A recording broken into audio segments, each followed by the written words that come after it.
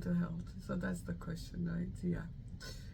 Um, I made friends very quickly in the university. So I was lucky enough when I landed, the university was already started into the third week. I was a bit late to join, but I made a lot of friends, and they were really the community, the students at the uni they were very understanding and helpful. And we were a handful of our students were coming at that time. I made a lot of Indian families. I met a lot of them as well, and a lot of aunties, uncles helped me as well. So I had that support network. I created that support network around me very quickly as soon as I landed here in Australia. And also when we went to Canada, we made friends very quickly in the city we were in. My family and my friends back home always encouraged me. My dad was not able to talk to me for a month. He would just start crying. That was his way of supporting me. Very sweet way of him supporting me, but that meant a lot to me as well. So as a new immigrant, it's very important for you to network with the people in your community, and not just stay in your community, network with other communities as well. Integrate yourself into the new home, understand the culture of the place, understand what's working in the industry, what the jargon of the industry is. So that will help you to settle very quickly. The families back home in India also need to provide support to the families who are migrating, because they are under the pressure. They are looking at their budgets, and it's a new way culture.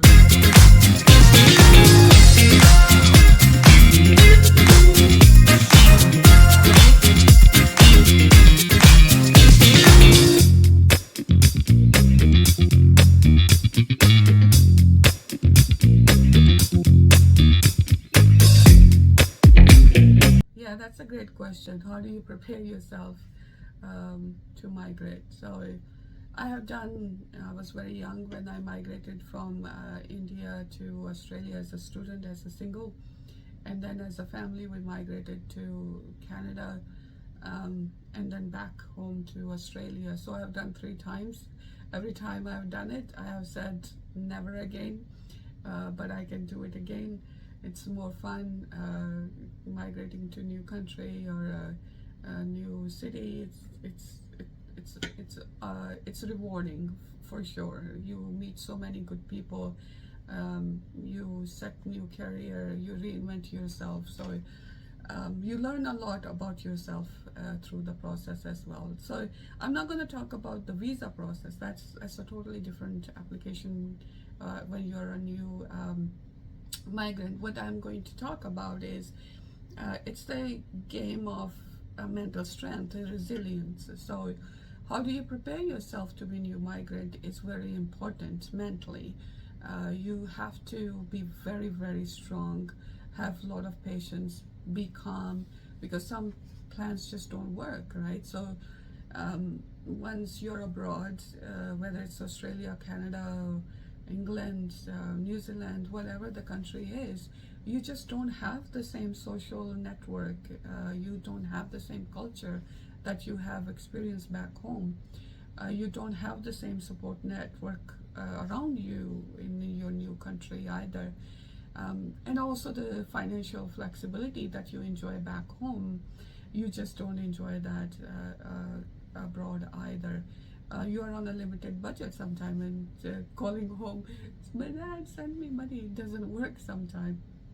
So for that you have to have a plan. So I would say what is the plan is the key question in your migration plan to if you're thinking to migrate to a new country outside India. So create a plan. You must do research on your new new home country, the city that you are going to be. Do you have the language skills? So if you are going to Canada, Australia, New Zealand, England, most of these countries, all of these countries I would say, would speak English. So it's easy. In India, we speak English as well, but are we fluent in English? Don't worry about the accent. You will pick up the accent. You will start understanding the accent very quickly, because that's what your ears are going to hear again and again. But if you're going to Germany, you're going to France, you're going to Spain, that those countries do not speak English. So the main communication medium is the respective languages there. So do you have those language skills? Do you also have the qualifications and certifications in the area of expertise or the job you're going to look for? Each country have their own norms, and you have to be aware of those. Indian qualifications are normally not that well recognized, so having certifications like Microsoft certifications or business analyst certifications will help as well. Do you have enough finances to cover your expenses while you're setting yourself? So those three things are very critical to create your plan, I would say.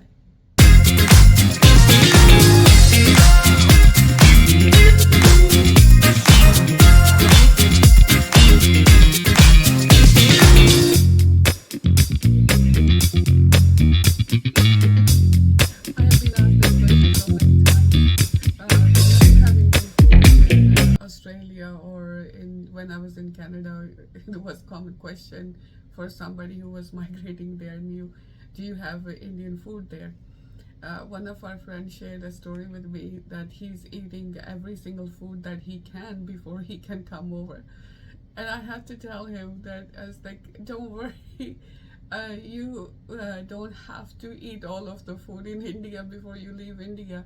We actually get every single thing, like Hyderabadi biryani or Amritsari fish, saag, like whatever, makki di roti, saron da saag, whatever your favorite food of India is, we actually get all the Indian food all over around the world. My favorite place for Indian food, if I want to have North Indian food, I would love to go to England. They have the best Indian food, North Indian food, and the recipes are so old. And the South Indian food, if I want to have, I would probably go to Singapore, Malaysia. There's actually Little India everywhere, in Australia, in Malaysia, in Singapore, in Canada, in England. So we actually have every single food, and really, really old recipes that are probably no longer available in India either. So as a new migrant, please do not eat all of the food. You will get every single thing in here and every grocery here abroad, outside India. So this question is the most popular question I've been asked over and over.